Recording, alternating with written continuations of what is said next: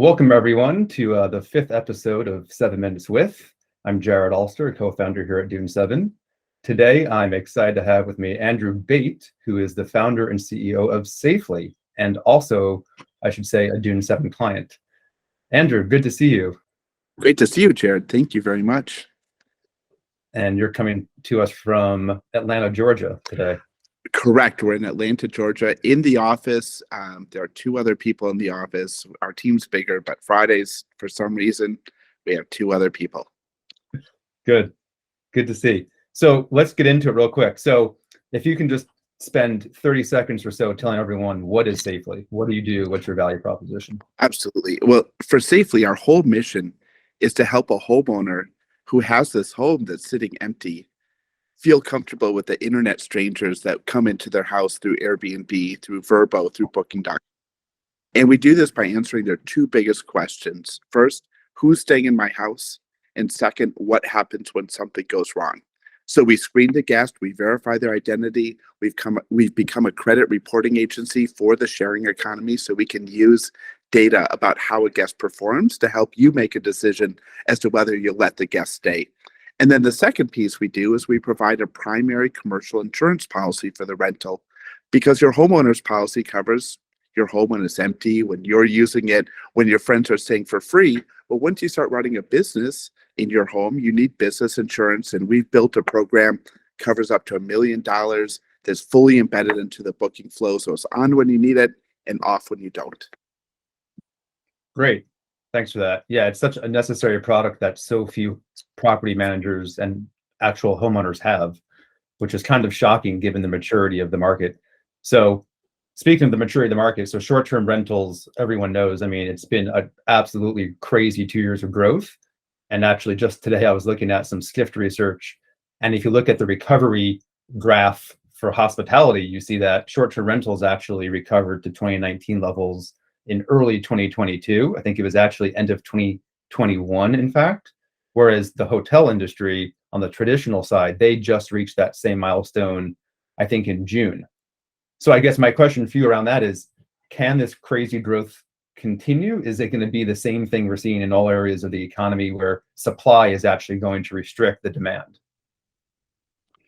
Yeah, I mean, we're seeing new supply, which is really fascinating right now, because homeowners, they might have seen some of their assets decrease in value, let's say 401k, the stock market. So those have decreased a little bit, but they do have another asset that they can start to monetize. And it's a lot easier to monetize that second home. So we're seeing a lot of new homeowners, and it could be because Vacasa is doing more marketing to help them believe it's easier, but it could also be they just need to earn some money, or they need a second source of passive income, even though operating a home isn't really that passive, but still it feels passive before you get started. So we're seeing supply increase, but really the biggest trend that's changing this industry is how people are working. So because they don't have to go to the office every day anymore, people are taking multiple trips. It used to be, I'm going to take one fun trip, then I have to see the family for the holidays. And so, 2-3 trips a year. Now you can do 4, 5, 6 if you have the income, but you can do 4, 5, or 6, but you can't do it. You can't fit the whole family into a hotel room and run your Zoom meetings and have like 2 separate units working, the family unit and the work unit going. So short-term rentals, homes are becoming so much more popular. People are traveling more frequently, but that share of the more frequent travel is going to homes versus hotels. Yeah, I can certainly attest to the challenge of having kids running around, people trying to do Zoom calls. It's not usually a success. Cool. So last but not least for you, so you just raised a Series A, I believe it was $12 million. And obviously the general public market environment and even the private VC market has been soft, to say the least, so far this year. So I wanted to ask you, and just for other founders that may be watching this, what was that experience like raising in, what we can call sort of a downtime? Yeah, I think there are two. It was conflicting. Some parts are actually quite good, and others are rough. So we're in two industries: insurance and also in travel. one of the bright spots of this whole economy right now is travel. Airlines are full, hotels are still doing well, short-term rentals are just taking off and finding their own. So we're in a hot segment, and that helped.